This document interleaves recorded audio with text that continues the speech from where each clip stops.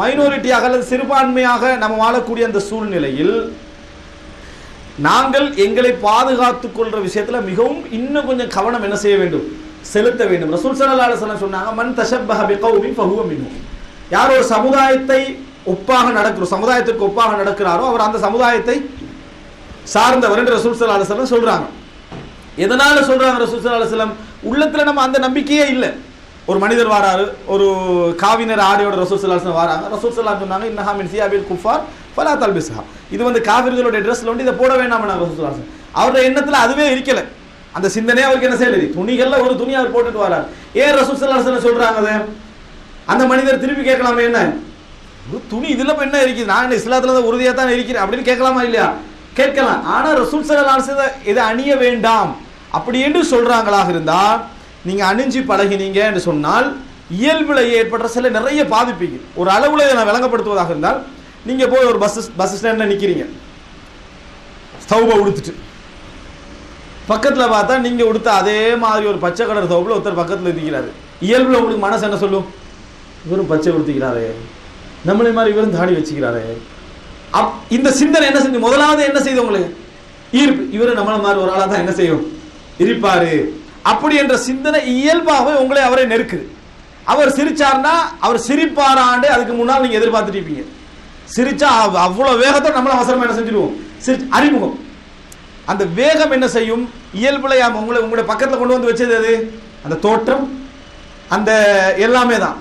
அதே நேரம் அவர் தலைகீழ முடியை இப்படி இழுத்து விட்டு ஒரு பின்னொண்டு அடிச்சு இங்க விளங்கிட்டா காப்பை போட்டுட்டு இருந்தீங்க, அப்படி பார்த்த உடனே நீங்க என்ன செய்வீங்க, இடத்துல இருந்து இன்னும் கொஞ்சம் தள்ளி கொஞ்சம் பக்கத்தை உட்கார்ந்துருவீங்க. தேவையில்லாத வில்லங்கம் ஏதாவது என்ன செஞ்சிடும், வந்துடும். நம்ம ஒதுங்கிடும். எதனால ஒதுங்கினோம்? பேசினமா, பழகினமா, எதுவும் இல்லை.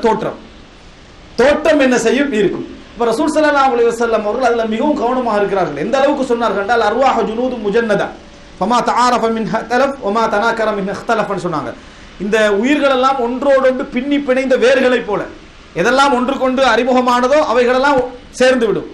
எதெல்லாம் ஒன்று கொண்டு அதாவது அறிமுகம் முரண்பட்ட நிலையில் பிரிஞ்சிடும். இந்த மாதிரி ஒரு ஈர்ப்பை இந்த மலஹர், இந்த தோற்றம் என்ன செய்யும், ஏற்படுத்த ரசூலுல்லாஹி ஸல்லல்லாஹு அலைஹி வஸல்லம் அவர்கள் ஒப்பாக விளங்கக்கூடியவர்களை ரசூல் ஸல்லல்லாஹு அலைஹி வஸல்லம் தடுத்தார்கள். லஅனல்லாஹுல் முத்தரஜ்ஜிலாத் மினன் நிசா. ரசூல் ஸல்லல்லாஹு அலைஹி வஸல்லம் சொல்றாங்க, ஆண்களுக்கு ஒப்பாக நடக்கக்கூடிய பெண்களை சபித்தார்கள்.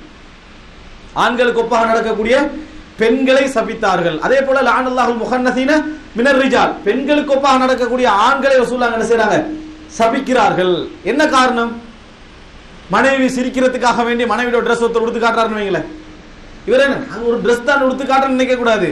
மனைவியோட உள்ளத்துல முதலாவது நீ இறங்கிடுவாய். நீ அதை என்றைக்கு ஒரு நாள் நீ உடுத்தாலும் சரி, மனைவியோட உள்ளத்துல என்ன செஞ்சிடும், ஒரு ஸ்டெப் நீ இறங்கிடுவாய். உண்ட கொண இயல்பு அதை என்ன செய்யும், காட்டும். உனது பலகீனத்தை அதை என்ன செய்யும், காட்டும். என்றைக்கும் அல்லாஹு தஆலா எங்களுக்கு தந்த இயல்பு மார்க்கம், இந்த தீன், இதுக்கு மாற்றமான ஒரு தோற்றத்தை அந்நியர்களுக்கு ஒப்பாகவோ பெண்களுக்கு ஒப்பாகவோ எதுக்காக நம்ம என்ன செய்யக்கூடாது, மாறக்கூடாது. மாறினால் அவர்கள் மன் தஷப்பஹ பிகௌமின் ஃபஹுவ மின், அந்த சமுதாயத்தை சார்ந்தவர்கள் ரசூல் ஸல்லல்லாஹு அலைஹி வஸல்லம் சொல்றாங்க. இதனாலதான் அன்புள்ள சகோதரர்களே, இதனால இப்ப உதாரணமா பாருங்க, இப்ராஹிம் அலைஹிஸ்ஸலாம் ரப்பிஜ்அல் ஹாதல் பலத ஆமினன், இந்த ஊரை நீ பாதுகாப்பான ஊராக மாற்றுவாயாக. அதுக்கு பிறகு என்ன சொல்றாங்க, வஜுனுபனி வபனி அன் நஅபுதல் அஸ்னாம், என்னையும் என் பிள்ளைகளையும் சிலைகளை வணங்குவதை விட்டும் தூரமாக்குவாயாக. நம்ம யாரா இந்த துவா கேட்டிக்கிறோமா? என் பிள்ளையும் நானும் சிலை வணங்க கூடாது கேட்டிக்க மாட்டோம், அப்படித்தானே? நம்ம பிள்ளை எங்க சிலை வணங்க போகுது, அப்படித்தானே? எங்கட பிள்ளைகள்லாம் எங்க சிலை வணங்க போகுது, அந்த மாதிரி எண்ணத்திலே இல்லை. யாரெல்லாம் என் பிள்ளை கொலைகாரன் ஆகிடக்கூடாது யாரா துவா கேட்டிக்கிறோமா? இல்லையே. நமக்கு அதுக்கு பெரிய தூரம். கொலை அந்த மாதிரி இடத்துல இல்ல, யாரெல்லாம் என் பிள்ளை கொள்ளைக்காரனாக மாற்றி விடாதே அப்படின்னு நம்ம சாலிகான ஒரு பிள்ளையாக மாத்த நம்ம துவா கேட்டிருக்குமே தவிர எந்த ஒரு பாவத்துக்கு நம்ம அஞ்சியதில்லை. ஆனா இப்ராஹிம் அலைஹிஸ்ஸலாம் என்ன சொல்றாருன்னா, இந்த ஊரை பாதுகாப்பான ஊராக மாற்று. வஜுனுபனி வபனி அன் நஅபுதல் அஸ்னாம், என்னையும் என் பிள்ளைகளையும் சிலைகளை வணங்க விட்டு தூரமாக்கு. அப்படின்னா இப்ராஹிம் அலைஹிஸ்ஸலாம் அதை சொல்ற நேரத்துல 360 சிலையும் இல்லை அந்த ஊர்ல. அல்லாஹ்வை வணங்குவதற்கு ஏகத்துவ பள்ளியை கட்டுறாரு. அல்லாஹ்வை வணங்குவதற்கு ஏகத்துவ பள்ளியை கட்டுறாரு. முஅஸ்ஸிஸ் அவரு, கற்றவர் அவரு. பிள்ளை ஏகத்துவத்துல பிறகு எப்படிப்பட்ட பிள்ளை, உயிரையும் அல்லாஹ்வுக்காக கொடுக்க முன் வந்த பிள்ளை. ஆனா அவர் துஆ கேட்கிறார், யா அல்லாஹ் என்னை என் பிள்ளைகளை சிலைகளை வணங்க வைக்காதேண்டா. அதுதான் ஃபிக்ஹ். அவருக்கு இருந்த மார்க்க விளக்கம் அதுதான். எப்பயும் ஷைத்தான் என்ன செய்ய மாட்டான், நேரடியா வந்து எதுல என்ன செய்ய மாட்டான், இறங்க மாட்டான். சிலை வணக்கம் உள்ளதாக என் பிள்ளை மாறக்கூடாது அப்படின்னு சொன்னா நேரடியா சிலை வணக்கத்துக்கு போக வேண்டிய அவசியம் இல்லை. ஒரு முஸ்லீம் அல்லாதவரை திருமணம் முடிச்சா அடுத்த கட்டம் என்ன, சிலை வணக்கம். ஏன்னா சிலை வணக்கத்துக்கு நிறைய பாலம் இருக்குது, சிலை வணக்கத்துக்கு நிறைய பாதைகள் நிறைய பாலங்கள் என்ன செய்து இருக்குது. இப்படித்தான் போகணும்ன்றதில்ல. ஷைத்தான் பாப்பா இவனை கொண்டு போய் சிலை வணக்கத்துல சேர்க்கறதுக்கு மிச்சம் கஷ்டப்பட வேண்டியிருக்குது. எவ்வளவு கஷ்டப்பட வேண்டியிருக்குது, மிச்சம் தூரத்துக்கு எடுத்துட்டு போக வேண்டியிருக்குது. ஒரே ஒரு வேலை செய்வோம், கல்யாண ஆசை உண்டாக்கி விட்டுருவோம்டா போதும். திருமண ஆசை உண்டாக்கிட்டு ஷார்ட்கட்லாம் என்ன செஞ்சிருவாரு, சிலைக்கு போயிடுவார். ஃபர்ஸ்ட்டுக்கு நிர்பந்தமா போவார், இரண்டாவது என்ன நல்லா தானே இருக்கேன்னு போவார், மூன்றாவது என்ன எல்லாமே உண்டுதான் என்ன செய்வாரு போவார். இந்த மாதிரியான இஷ்டப்ப சைத்தான் என்ன செய்வா எடுப்பான். அப்ப பாருங்க, வஜ்னுபனி வபனி அன் நஅபுதல் அஸ்னாம், என்னையும் என் பிள்ளைகளையும் சிலைகளை வணங்குவதை விட்டு தூரமாக்குவாயாக கேட்கிறார். அன்புள்ள சகோதரர்களே, இந்த கலப்பு சமுதாயத்தில் இப்படி வாழ்ந்ததுனால, அதாவது நம்ம வாழ்ந்து கொண்டிருக்கிற நேரத்தில் தீனை பத்தி நிறைய யோசிக்காததுனால, தீனை ஒரு தலையாய விஷயமாக யோசிக்காததுனால எங்களது பழக்க வழக்கங்கள் எப்படி ஆகிறது அப்படி என்று சொன்னால், சில நிறைய அதாவது அட்ஜஸ்ட்மெண்ட்டுகளுக்குள்ள நாம் என்ன செஞ்சிடறோம், மாறிவிடக்கூடிய ஒரு சூழ்நிலையை நாம் என்ன செய்கிறோம் பார்க்கிறோம். மார்க்கத்தை விட்டு கொடுக்கக்கூடிய அல்லது விட்டு கொடுப்புக்கு மார்க்க ஆதாரம். இப்ப இந்த இன்றைய உலகத்தில் நடக்கிற பெரிய அநியாயம் என்னன்னா, மார்க்கத்தை விடுறதுக்கு ஆதாரமே எது, மார்க்கம் தான். மார்க்கத்தை விட்டு கொடுக்கறதுக்கு எது ஆதாரம், மார்க்கம் தான் ஆதாரம். இது ஒரு காலம் வந்தாலும் இஸ்லாத்தை விட்டு வெளியே போக சொல்லி இஸ்லாத்திலே ஆதாரம் இருக்குன்னு சொன்னாலும் சொல்லிடுவாங்க. எப்படி குர்ஆன் சுன்னா அடிப்படையில் இஸ்லாத்தை விட்டு வெளியே போறதுக்கு ஆதாரம் என்ன செய்யுது இருக்குது என்று சொன்னாலும் சொல்லக்கூடிய நிலைமையில் எது செஞ்சாலும் எதுக்கு ஆதாரம், குர்ஆன் சுன்னாடு இருந்தா இஸ்லாத்தை விட்டு வெளியே போறதுக்கு ஒரு ஆதாரம் இருக்குது, அதுக்கு ஆதாரம் இருக்குது, இதுக்கு ஆதாரம் இருக்கு என்று சொல்லி என்ன தவறான முறையில் இஸ்லாத்துடைய வசனங்களும் மற்ற மற்ற விஷயங்களும் வியாக்கியானம் செய்யப்படக்கூடிய நிலைமை நாம் என்ன செய்கிறோம் பார்க்கிறோம். இஸ்லாத்தை பாதுகாக்கிறாங்க என்ற பேர்ல, இஸ்லாத்துல அநியாயம் செய்யப்படுது என்ற பேர்ல இவைகளாம் நடக்குது. அன்புள்ள சகோதரர்களே, இப்ப அதாவது இது நம்ம இன்றைக்கு பார்க்கிறோம் என்னன்னு சொன்னால், இன்றைய சூழல்ல எல்லாருக்கும் ஃபர்ஸ்ட்டுக்கு எது பெருமதியா பட்டுச்சு, நமது பிள்ளைகள் வந்து உயர்ந்த கல்வியை பெற்றுக்கொள்ள வேண்டும். இப்ப நான் வந்து சில களத்தில் உள்ள சில நிலவரங்களை என்ன செய்கிறேன் சொல்லி காட்டுகிறேன். உயர்ந்த கல்வியை பெற்றுக்கொள்ள வேண்டும். என் பிள்ளை என்ன செய்யணும், உயர்ந்த கல்வியை படிக்கணும். படிக்கணும் என்றவற்றெல்லாம் நீங்க கேட்டு பாருங்க. தீனை பத்தி என்ன அப்படி என்று கேட்டீங்கன்னு சொன்னா, வீட்டுக்கு வந்தா அப்பா அசருக்கு பள்ளிக்கு போறாரு, மகரிபுக்கு போறாரு, இஷாவுக்கு போறாரு, அப்படி ஜும்மா படிக்கிற காலத்துல நாட்டுடைய சிச்சுவேஷன்ல ஜும்மாவுக்கு போக இயலாது, ஜும்மாவுக்கு போக இயலாது அப்படி என்று சொல்லி பல ஜும்மாக்களை அட்ஜஸ்ட் பண்ணி பல தொழுகைகளை அட்ஜஸ்ட் பண்ணி இருக்கிற ஸ்கூல் ஒரு முஸ்லீம் ஸ்கூல் என்று சொல்லி ஒன்று திறந்து முஸ்லீம் சமுதாயத்துடைய ஒழுக்கத்தை அறநெறிகளை பாதுகாப்போம் என்று திறந்தாலும் எஜுகேஷன் போதாது, கல்வி என்ன போதாது. என்ன கல்வி வேணும், உயர்தரமான கல்வி வேண்டும் என்று சொல்லி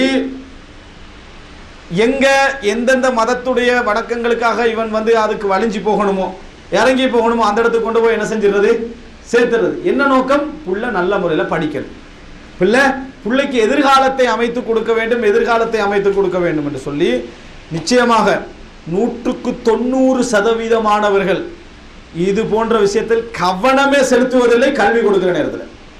இதான் உண்மை. அந்த புள்ள படிக்கணும் என்று நினைச்சிட்டாங்கன்னு சொன்னா அந்த இடத்துல தீன் என்ற பகுதிக்கு ஒரு ஓரத்துல சைட்ல தான் ஒரு இடம் கொடுப்பாங்க. ஒரு பெரிய ஒரு கவனம் என்ன அங்கே கொடுக்கப்படுவதில்லை. இப்ப அவன் போறான், இந்த ஆரம்பத்தில் இருந்து எத்தனை வருஷம் பயணிச்சுக்கிறான், 15, 16, 18 வருஷங்கள் பயணிச்சுக்கிறான். வீட்டில் அவன் வாழ்ந்ததை விட முஸ்லிம் சமுதாயத்தை அவன் பார்த்ததை விட யாரை பார்க்கிற அதிகமா தன் நண்பர்களையும் மற்ற அவங்க யாரும் நிர்பந்திக்கல, நீ வான்னு சொல்லி என்ன செய்யல, நிர்பந்திக்கவும் இல்லை, கத்தியை காட்டவும் இல்லை. ஆனா கல்ச்சர் அதுல போய் பழகி அதுலயே இருந்து எல்லாமே அவனுக்கு சிம்பிள் ஆகிறது. எல்லாமே சிம்பிள் ஆகின பின்னால புள்ள படிச்சு வந்தாச்சு, கல்யாணம் பேசுறான், மகனுக்கு கல்யாணம் பேசுறாங்க, மகனுக்கு கல்யாணம் பேசுறாங்க. அவன் வாழ்ந்து முடிஞ்சாச்சு, அவன் என்ன வாழ்ந்தே முடிஞ்சாச்சு. ஏன்னா வீட்டில் டீசென்ட் ஆகிக்கிறான், வாரான் போறான், ஒழுக்கம் இதெல்லாத்தையும் நம்பி அவன் வாழ்ந்து முடிந்து விட்டான். கலப்பு பாடசாலைகள், எல்லா விதமான என்ன ஓப்பனான யூனிவர்சிட்டிகள், எல்லா விதமான விஷயங்கள் நடந்து முடிஞ்சாச்சு.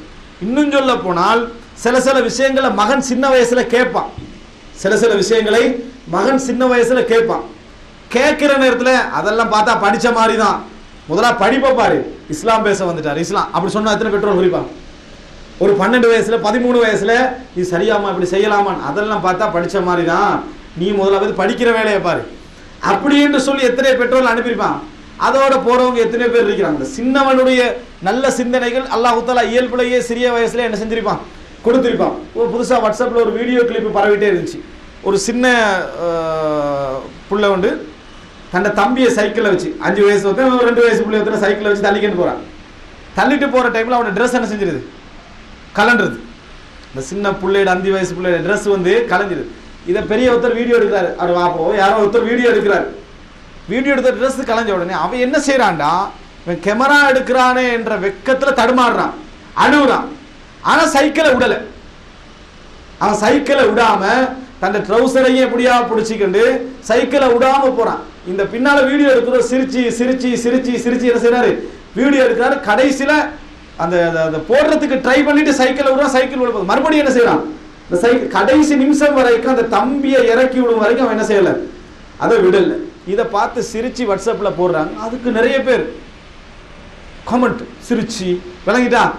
அதாவது இன்றைய நகைச்சுவை இதுதான்டா, ஒரு 50 வீதமானவங்களோட கமெண்ட் அப்படித்தான் என்ன செய்யுது இருக்குதுண்டா. எவ்வளவு மஹ்ரூம் ஆயிக்கிறோம். அதாவது எங்களோட சிந்தனைகள்லாம் எவ்வளவு குறைஞ்சு போய்கிட்டு பாருங்க. எவ்வளவு ஒரு அழகான குணம் அது. தான் நிர்வாணமாகிற நேரத்திலையும் தம்பியை கீழே விடாம பாதுகாத்த குணத்தை பாராட்டி அவனுடைய நல்ல குணத்தை வளர்த்து விடுறதா. இந்த மாதிரி அறிவுகட்டத்தனமாக 30, 35 வயசு 40 வயசுல இருக்கிற டைம்ல இதை வீடியோ எடுத்து சந்தோஷப்படக்கூடிய இந்த செடிசம் என்று சொல்ற மற்றவனுடைய துன்பத்திலே சந்தோஷப்படுகின்ற மனுஷனாக இருக்கக்கூடிய இவனை பாராட்டுறதா. அதை பார்த்து ஒரு அரபு சகோதரர் அழுதுட்டார். இந்த வீடியோ கிளிப்பை பார்த்துட்டுனா இப்படி ஒரு நல்ல பண்பை ஊக்குவிப்பான். இவங்க தான் என்ன அதெல்லாம் பார்த்து பலஸ்தீனில் அழுகுறாங்களா விளங்கிட்டா. எதை முன்னால நடக்கக்கூடிய ஏதாவது ஒரு துன்பத்தை இப்படி நடக்க, இது நல்ல பண்பா இல்லையா? எவ்வளவு பெரிய ஒரு அழகான குணம். அப்ப சிறுவர்களுடைய நல்ல அழகான பண்பான குணங்களையும் என்ன செய்யறாங்க, யார் நாசமாக்குறது, அவன் வந்து சின்னத்துல கேட்கிறான், மார்க்கத்துல இப்படி போகலாமா வரலாம், எல்லாம் நாசமாக்கி படிக்கணும். எதிர்காலம் உன்னோட எதிர்காலம் அதுதான். உன்னோட எதிர்காலமே ஸ்கூல் மாஸ்டர் கையில தான் என்ன செய்யுது இருக்குது, உன்னோட புக்ஸ்ல தான் இருக்குதுன்னு சொல்லி அனுப்பலையா 90 வீதம். அனுப்பின பின்னால கல்யாணம் பேசுறான். 2 விதமா நடக்குது. சொல்லாம மானத்தை மூடிக்கொண்டு வாழ்றவங்களும் இருக்கிறாங்க. அது உண்மை. அது எப்படி எங்களுக்கு தெரிய வரும்? கேள்வியாக வார நேரத்துல, ஆலோசனைகளா கேட்கிற நேரத்துல அப்பதான் விளங்குது இது என்ன பாதிப்பை இது கொண்டு வந்து என்ன செஞ்சுக்குது, சேர்த்திருக்குது அப்படின்னு விளங்குது. சேர்க்கிற என்ன சொல்றாங்கன்னா, நான் வந்து ஒரு முஸ்லீம் அல்லாத பிள்ளைய விரும்புகிறேன், நான் முஸ்லீம் அல்லாத பிள்ளைய விரும்புகிறேன், அல்லது நான் முஸ்லீம் அல்லாத ஒரு பையனை என்ன செய்கிறேன் விரும்புகிறேன். உடனே அப்பதான் பக்கத்து வீட்டுல பள்ளி இருக்கிற ஞாபகம் வருது. சுப்ஹானல்லாஹ், குர்ஆன் ஹதீஸ் பயான் தர்பியா எல்லாம் ஞாபகம் வருது. உடனே ஓடி பாருங்க, என்னது எங்களோட சமுதாயம் இப்படி போய்க்குது, இவர் இந்த சமுதாயம் இப்படியே போனா நிலைமை என்ன, அவரோட பிள்ளைக்காக வேண்டிதான் இப்ப இஸ்லாம் தேவைப்படுது ஊருக்கு விளங்கிட்டா. இந்த சமுதாயம் இந்த சிச்சுவேஷனுக்கு போனா என்ன நடக்கிறது, உடனே அவங்க மேலுக்கு இருந்து ஃபத்வா என்ன மூர்த்ததாயிட்டாய் வச்சாங்க, டக்குன்னு எல்லாம் என்ன தர்றன்னு எல்லாம் முடிஞ்சிருது.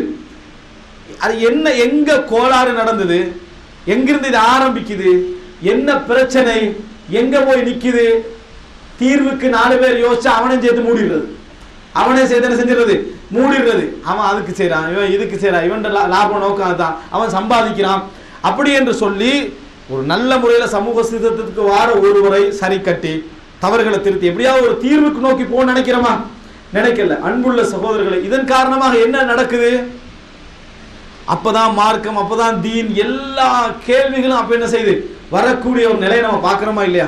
அந்த நேரத்தில் வந்து நிக்கிறான் உயர்கல்வி உயர்கல்வின்னு நம்ம நினைச்சோமே, இப்படி ஆகிட்டே அப்பயும் கல்வியை சொல்றது இல்லை, நாங்க தீன்ல தான் வளர்த்தோம். அது அவங்கலாம் என்ன 5 நேரம் தொழுவாங்க, 5 நேரம் தொழுவுறேன்னு சொல்றது விளங்கிட்டா, இவ்வளவுதான். மற்றபடியான எந்த விதமான தீனுடைய பற்றும் எதுவுமே இல்லை. பிள்ளைய படிக்க வச்சுக்கிறான் லோன்ல, வண்டி எடுத்துக்கிறான் லோன்ல, எல்லாமே என்ன வட்டியும் அதுவும் இதுவும் எல்லா விஷயங்களை செய்து பிள்ளை இப்ப என்ன செஞ்சிட்டானா, அந்நிய ஒருவரை திருமணம் முடித்து விட்டார். தீர்வு என்ன, உலமாக்கெல்லாம் என்ன செய்து கொண்டிருக்கிறார்கள், இப்படி உலமாக்கெல்லாம் என்ன செய்யும். ஒரு சகோதரருக்கு ஒருத்தர் கால் பண்றாரு இந்த பராத் டைம்ல, இதோட சம்பந்தப்பட்ட என்ன பராத்து டைம்ல பராத்து ரொட்டி எல்லாம் கொடுக்குறாங்களே, ஃபோன் பண்ணி இன்னமும் என்ன செஞ்சுட்டு இருக்கிறீங்க, என்னோட வீட்டுல பராத் ரொட்டி கொடுத்துட்டியா, நீங்க சும்மா பார்த்துட்டு இருக்கிறீங்களேன்டாரு. உங்களோட வீட்டுல பராத் ரொட்டி கொடுத்துட்டீங்கிறதுக்கு நான் என்ன செய்யறேன் அவர் கேட்டாரு. கேள்வியை பாருங்க எப்படி இருக்கேன்னு பாருங்க, எப்படி ஃபோன் பண்ணி எல்லாம் பராத் ரொட்டி எல்லா விதத்தையும் நடந்துட்டு என்ன செஞ்சுட்டு இருக்கிறீங்க நீங்கன்னு கேட்கிறாரு. யார் வீட்டுல?